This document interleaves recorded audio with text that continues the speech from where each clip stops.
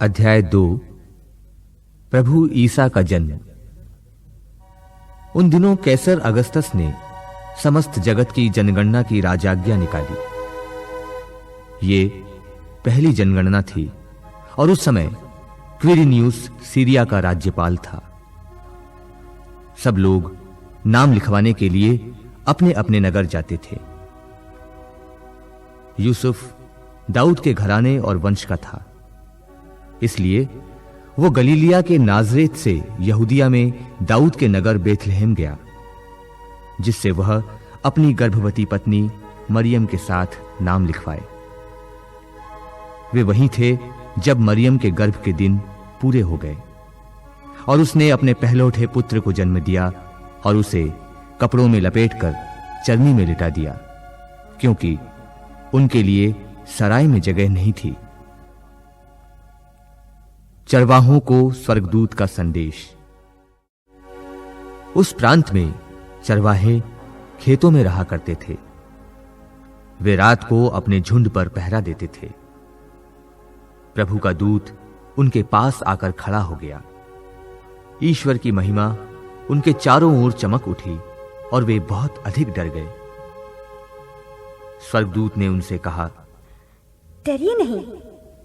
देखिए, मैं आपको सभी लोगों के लिए बड़े आनंद का सुसमाचार सुनाता हूँ। आज दाऊद के नगर में आपके मुक्तिदाता प्रभु मसीह का जन्म हुआ है। ये आप लोगों के लिए पहचान होगी। आप एक बालक को कपड़ों में लपेटा और चरनी में लिटाया हुआ पाएंगे। एकाएक उस स्वर्गदूत के साथ स्वर्गीय सेना का विशाल समूह दिखाई दिया, जो ये कहते हुए ईश्वर की स्तुति करता था, सर्वोच्च स्वर्ग में ईश्वर की महिमा प्रकट हो और पृथ्वी पर उसके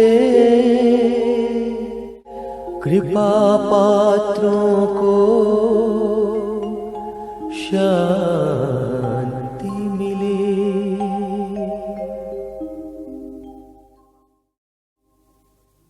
चरवाहों की भेंट।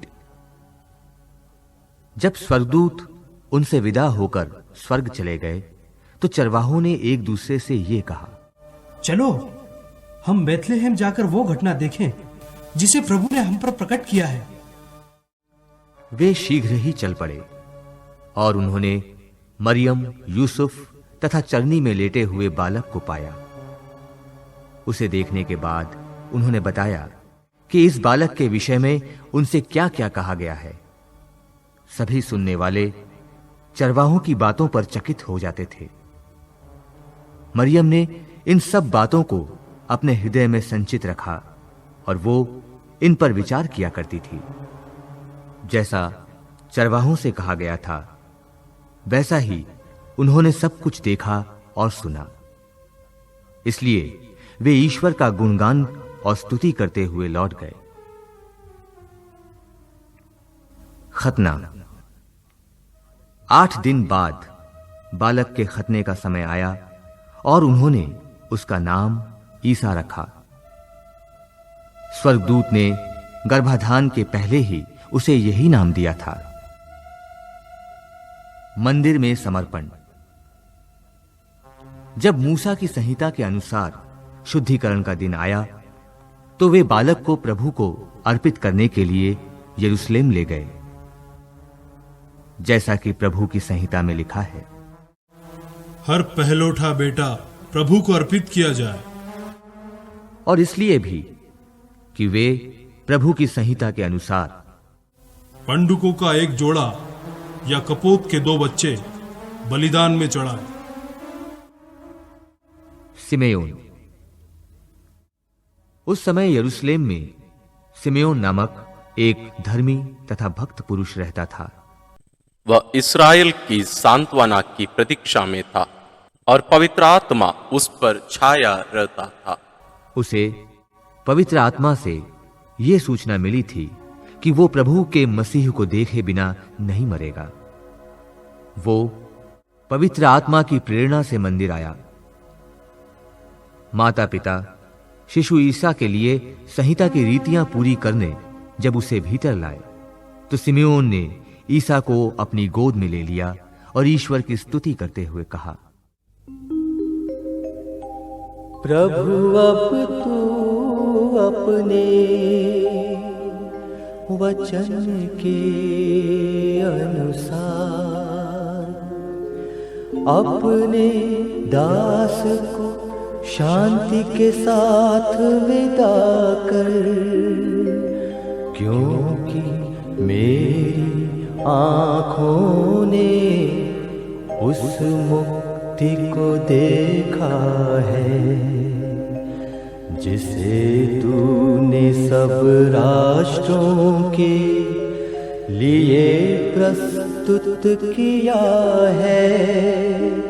ये गैर यहूदियों के प्रबोधन के लिए ज्योति है और तेरी प्रजा इज़राइल का गौरव। बालक के विषय में ये बातें सुनकर उसके माता पिता अचंभे में पड़ गए। सिमेओन ने उन्हें आशीर्वाद दिया और उसकी माता मरियम से ये कहा, देखिए, इस बालक के कारण इस्राएल में बहुतों का पतन और उत्थान होगा। ये एक चिन्ह है जिसका विरोध किया जाएगा। इस प्रकार बहुत से हृदयों के विचार प्रकट होंगे और एक तलवार आपके हृदय को आर पार बेधेगी।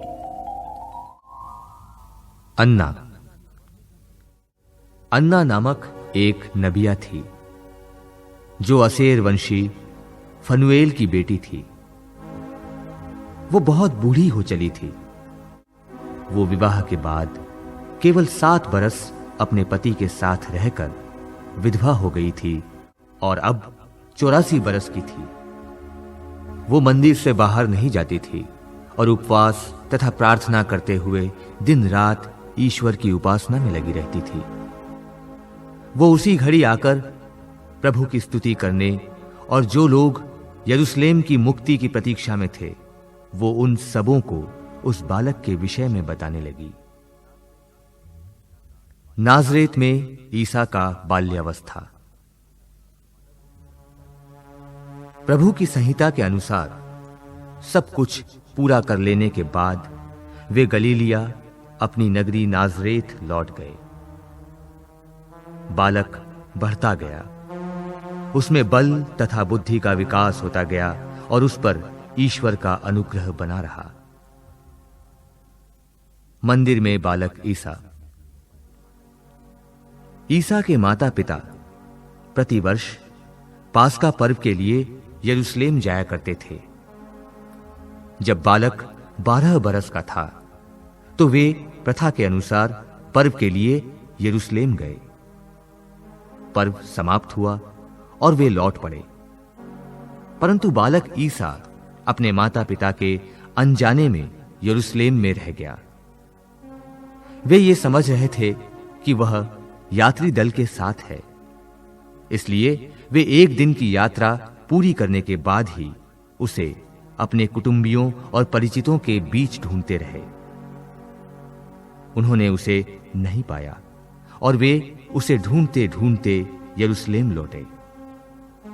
3 दिनों के बाद उन्होंने ईसा को मंदिर में शास्त्रियों के बीच बैठे उनकी बातें सुनते और उनसे प्रश्न करते पाया। सभी सुनने वाले उसकी बुद्धि और उसके उत्तरों पर चकित रह जाते थे। उसके माता पिता उसे देखकर अचंभे में पड़ गए और उसकी माता ने उससे कहा, बेटा, तुमने हमारे साथ ऐसा क्यों किया? देखो तो, तुम्हारे पिता और मैं दुखी होकर तुमको ढूंढते रहे। उसने अपने माता पिता से कहा, मुझे ढूंढने की जरूरत क्या थी? क्या आप यह नहीं जानते थे कि मैं निश्चय ही अपने पिता के घर होऊंगा? परंतु ईसा का ये कथन उनकी समझ में नहीं आया। नाजरेत में किशोरावस्था। ईसा उनके साथ नाजरेत गए और उनके अधीन रहे। उनकी माता ने इन सब बातों को अपने हृदय में संचित रखा। ईसा की बुद्धि और शरीर का विकास होता गया। वो ईश्वर तथा मनुष्यों के अनुग्रह में बढ़ते गए।